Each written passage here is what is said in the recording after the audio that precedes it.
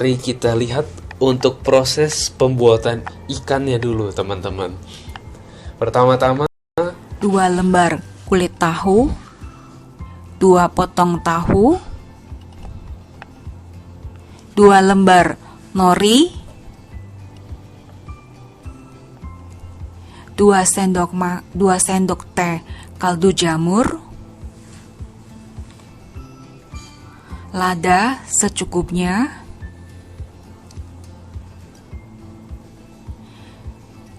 3 sendok makan maizena dan 2 sendok makan tepung beras.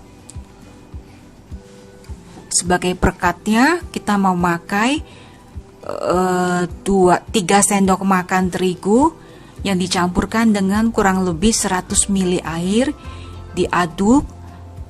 Hasilnya seperti di gambar ini, tidak terlalu kental dan tidak terlalu encer. Oke, sekarang kita langsung mulai proses pembuatan ikan. Yang pertama-tama kalau kita di sini melihat tahunya dihancurin dulu ya. Iya. Tahunya kita hancurkan sampai halus.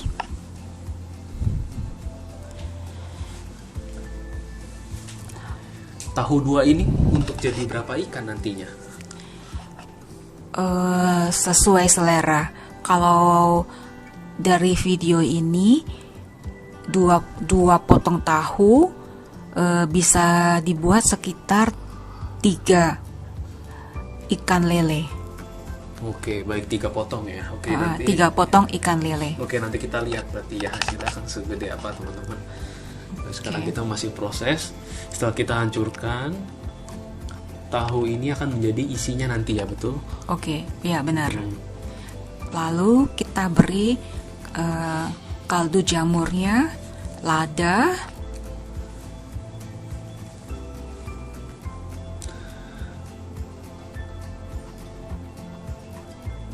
kita aduk lagi sampai rata, sampai diremat-remat ya.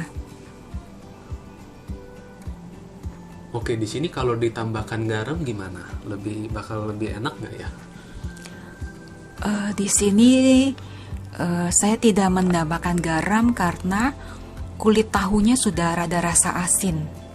Jadi cukup hanya diberi kaldu jamur saja. Oke, baik. Setelah itu kita tambahkan lagi dengan 3 sendok makan terigu. Kita aduk lagi. Kita aduk lagi sampai diremat-remat biar adonannya menyatu.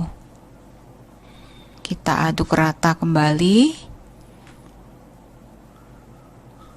Nah, kita akan lihat dia akan menyatu. Teksturnya pun berubah. Sambil diremat-remat ya, teman-teman. Dan hasilnya kita bisa lihat seperti di layar ini. Hasilnya kan berubah. Kemudian kita tambahkan dengan 2 sendok makan tepung maizena. Kita aduk-aduk lagi, kita remat-remat kembali sampai merata. kita aduk terus, teman-teman, sampai teksturnya semakin padat. Seperti teman-teman bisa lihat pada gambar ya, sampai segini udah cukup. Setelah adonan tahu untuk isi ikan ini jadi, kita masuk ke proses untuk pembuatan perekat lemnya ya. Iya, lemnya. Jadi lem ini kita menggunakan 3 sendok makan terigu yang kita campurkan dengan kurang lebih 100 ml air. Kita aduk-aduk sampai menjadi seperti perekat. Tidak terlalu encer dan tidak terlalu pekat. Fungsi perekat di sini untuk merekatkan antara kulit tahu dengan norinya. Lalu ditambah kaldu diaduk-aduk rata sampai adonannya tidak ada gumpalan-gumpalan terigunya. Setelah lemnya sudah jadi teman-teman, kita bisa masuk proses langsung ke pembuatan ikannya. Jadi pertama-tama kita oleskan dulu lemnya dengan kuas ke kulit tahunya teman-teman. Kita oles sampai merata dan secara perlahan-lahan supaya kulitnya ini tidak sobek. Sampai semuanya rata, kita ambil satu lembar nori teman-teman ya, kita tempelkan ke kulit tahu yang sudah diberikan lem. Nah, sisi yang kita tempelkan ke kulit tahu itu sisi yang lebih terang warnanya, lebih mengkilat. Oke. Nah, setelah kita tempelkan norinya, kita berikan lem lagi teman-teman di atas norinya. Ya, kita oleskan kembali memakai perekat. Ya, ini tujuannya nanti ketika kita memotong soynya biar tidak gampang hancur soynya dan hasilnya pun bisa menyatu. Karena betul. kan di sini kan kita memakai tahu dengan tekstur yang sangat lembut, yang rentan untuk hancur jika dipotong. Jadi kita bantu dengan mengoleskan perekat di atas nori. Oke, sekarang teman-teman kita udah masuk ke proses. Kita taruh tahu ya dengan bentuk seperti ini yang memanjang, dan pastikan tahunya ini padat ya teman-teman. Nggak cuma di tengahnya doang, tapi padat sampai di bagian ujungnya, kedua sisi ya di ujungnya. Kita tata adonan tahunya serapi mungkin dan sepadat mungkin. Lalu kita bungkus dari sisi kanan dan sisi kiri. Kita tekuk kulit tahunya perlahan-lahan.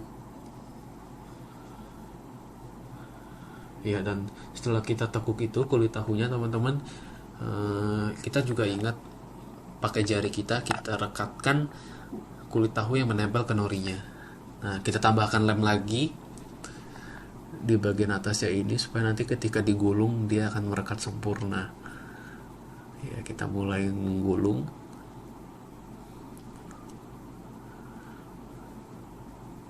Ya, kita pastikan seluruh bagiannya tetap padat dan lengket dengan sempurna. Kalau sudah oke, digulung ikannya sambil ditata bagian ujungnya. Kita pastikan buat tidak ada yang kulit sisi yang terbuka. Jadi kayak seperti ditekan-tekan terus ya supaya dia dirapikan, supaya memadat gitu. Ya, karena tekstur ini sangat-sangat lembut dan rentan untuk pecah. Lemnya pun juga kita pastikan sampai ujung itu selalu basah. Jika perekatnya terlihat agak mengering, kita boleh tambah lagi perekatnya. Karena jika terlalu kering, dia tidak akan menyatu dengan kulit tahunya. Tidak akan kita bisa untuk menggulungnya lagi, merekatnya lagi. Kita gulung perlahan. Nah, jadi deh. Kita tambahkan sedikit perekat lagi di sisi-sisi ujung kulit tahu tadi. Oke, ini udah jadi nih ikan yang pertama ya, udah sempurna.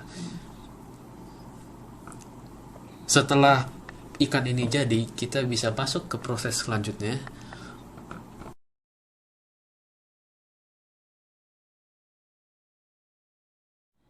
Setelah ikannya dingin, kita bekukan dulu, di frozen kan di kulkas kurang lebih selama 1 hari ya teman-teman. Fungsinya biar ikannya padat Dan pada saat pemotongan ikannya benar-benar menyatu dan tidak hancur. Seperti ini ya teman-teman hasilnya. Pada saat penggorengan, kita menggunakan api sedang, tapi dalam minyak yang sudah dipanaskan. Jadi minyaknya harus panas ya, biar fungsinya waktu menggoreng itu tidak hancur, seperti yang digambar ini. Nah, ini udah keras, ini udah crunchy nih teman-teman, udah crispy ikannya. Oke, untuk membuktikan kekrispiannya, kita harus uji dulu teman-teman.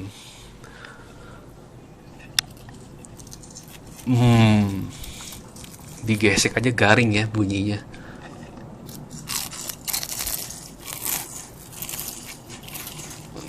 Mantep banget.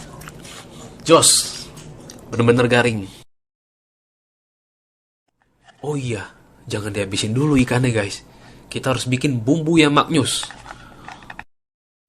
Bahan untuk bumbu Bali terdiri dari 15 batang cabai merah keriting, 4 batang cabai merah besar yang dibuang bijinya, ada daun jeruk 7 lembar, ada 4 biji cabai rawit merah, ada serai, ada 2 lembar daun salam, dan 7 lembar daun jeruk, dan sejengkal lengkuas yang sudah dikeprek. 1 sendok teh bubuk kunyit, 1 sendok makan terasi vegetarian, lada secukupnya, 2 sendok teh kaldu jamur, 3 sendok teh brown sugar, dan garam secukupnya. Oke, ini semua yang kita butuhkan untuk bikin bumbunya. Langsung aja kita ke dapur, kita masak guys. Semuanya, jadi yang cabai itu kita blender dulu ya. Ya, cabai keriting, cabai merah kita blender sampai halus. Kita tumis dengan minyak yang agak sedikit banyak, biar semua bumbu halusnya bisa matang tertumis. Jika bumbunya tidak matang tertumis, dia akan bau langu. Setelah dia menyusut, warnanya berubah, kita masukkan salam, serai, daun jeruk, dan lengkuas. Lalu kita tambahkan bumbu-bumbu yang lainnya. Kita masak sebentar, lalu kita masukkan ikan lele yang sudah digoreng tadi, kita aduk secara perlahan. Nah, teman-teman, proses pembuatan bumbu Balinya sudah selesai.